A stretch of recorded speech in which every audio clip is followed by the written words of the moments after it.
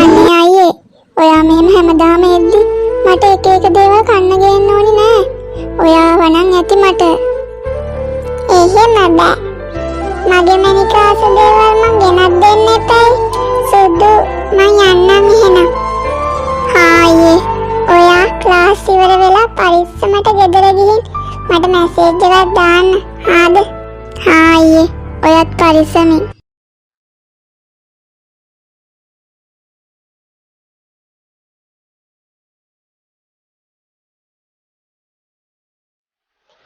ගියාද බං? ඔව් බං. දැන්වත් ඕක නවත්තපන් බං.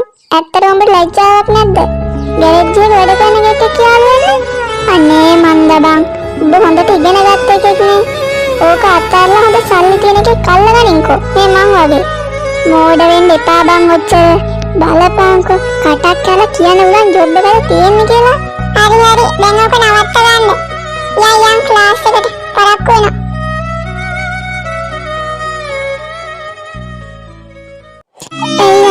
මට මෙහෙම කියන්න ඔයාව අතාරින්න කියලා.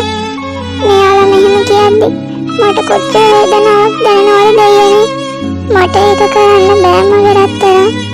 මං ඔයාට ආදරය කරන්නේ ඔයාගේ සල්ලි වලට නෙමෙයි. ඒ නිසා මට බෑ ඒක කරන්න කවදාවත්. ජීවත් වෙන්න සල්ලි ඕනේ. ඒ සල්ලි කියන්නේ ජීවිතේම නෙමෙයිනේ. මං දන්නවා ඔයා මට තියෙන ආදරයට ඔයාගේ හිතේ තියෙන ශක්තියට කවදා හරි ඔයා කාටත් ඇඬෙන්නම තැනකට එනවා කියලා. රත්තරන් අන්න එදාට ඔය හැමෝටම මං උත්තර දෙන්නම්.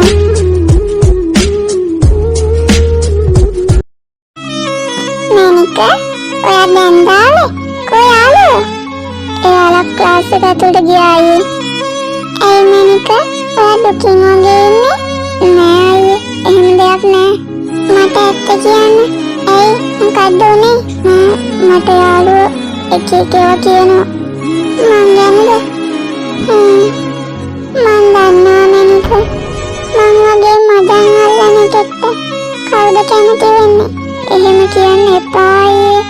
ඇයි මේ මං ඔයත් එක්ක ඉන්නේ? මගේ මැනිකගේ හිත රිද්දපායට දවසක ඇඬෙන්නම මං තැනකට එනවා මැනික.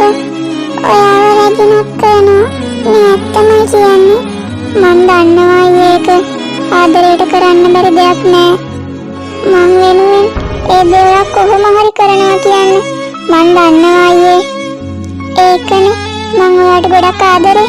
කවුරු මොන දේ කිව්වත් මං දන්නවා ඔයාගේ හිතේ තියෙන හයියට ආදරයට කරන්න බැරි දෙයක් නෑ කියලා. මං ඒ අතින් මාර වාසනාවන්තයි අයියේ. නෑ මැනික මමයි වාසනාවන්ත.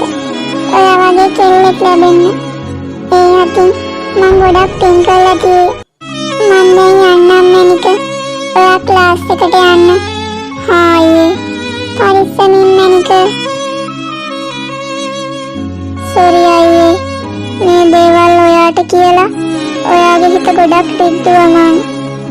ඒත් මම මේ දේවල් කිව්ව එකෙන් ඔයාගේ හිතට තවත් හයියක් එන්න ඇති. ඔයාගේ හිතේ මට තියෙන ආදරයට ඒ ශක්තිය ධෛර්යය හිතට එන්නයි මම මේ දේවල් ඔයාට කිව්වේ. නැත්තම් කවදාවත් මම ඔයාගේ හිත රිද්දන්නේ නෑ අයියේ. මට සමා වෙන්න.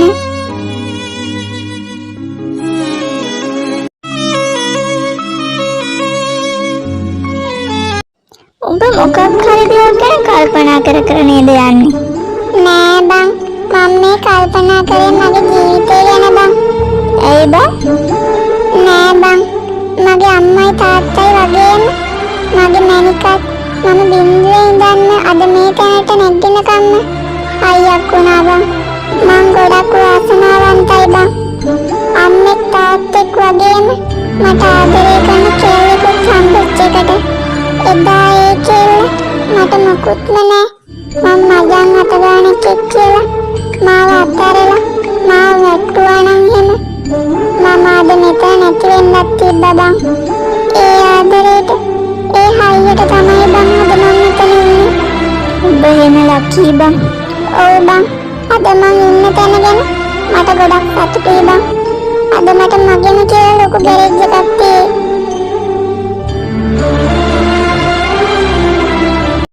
හෙලෝ මොකද කරන්නේ බං? මුකුත් නෑ බං, ඉන්නවා ඉතින්. කෙල්ලට අපේ කාලෙකින් මතක් වෙලා තියෙන්නේ. මොකද කරන්නේ ඉතින් බං? ගෙදරද ඉන්නේ? කොල්ලා එහෙම සනීපෙන් ඉන්නවද? මොන කොල්ලද බං? ඌ මාව දාලා ගියා බං. අඩේ ඒයි බං, මොකද උනේ? ඌ මාව රැවට්ටුවා බං. මට ඌ බොරුවක් කරලා තියෙන්නේ. ඌට වෙන කෙල්ලෙක් ඉන්නවා බං. අයියෝ එහෙමද? උඹට කොහොමද බං? බාර කොල්ලව අතෑරියද? පිස්සුද බං? ඒ මගේ පණ. එහෙම අතාරින්න පුළුවන්ද? එහෙම අතාරියා නම් ඒ වගේ මට ආදරය කරන කොල්ලෙක් මට ආයි කිසිම ආත්මක ලැබෙන්නේ නැති වෙයි. එයා දැන් ලොකු ගෑරේජ් එකක අයිතිකාරයෙක්. එයා දැන් හොඳ තැනක ඉන්නවා. මට ගොඩක් සතුටුයි. අපි ළඟදිම බඳින්න ඉන්නේ බං. උඹටත් කියන්නම්කෝ. හා බං. සෝරි මං ඉස්සර කියපු කතා වැරදි බං. සල්ලිකාර කොල්ලෙක් නෙමෙයි. කෙල්ල වුණු අපි හොයන්න ඕනි. හොඳ හදවතක් බං. එහෙම හදවතක් තියෙන සල්ලි කියන දේ අපිට හම්බ කරගන්න පුළුවන් බං. ඒත් සල්ලි තිබ්බට හොඳ අවංක හදවතක් හම්බ කරගන්න බෑ බං කවදාවත්. උඹට නෙමෙයි බං, මටයි වැරදුනේ සල්ලි පස්සේ ගිහින්. හෙලෝ මැනික, මොකද කරන්නේ? මොකුත් නෑ අයියේ. අපේ මාලිගාව ඔන්න හදලා ඉවරටම ඉවරයි. මගේ රැජිනු කවද්ද එන්නේ මාලිගාවට? ගොඩක් ඉක්මනට එනවා. මගේ රාජකුමාරයා මාව කැන්දන් යනවලුනේ ළඟදිම මේ මාලිගාවට.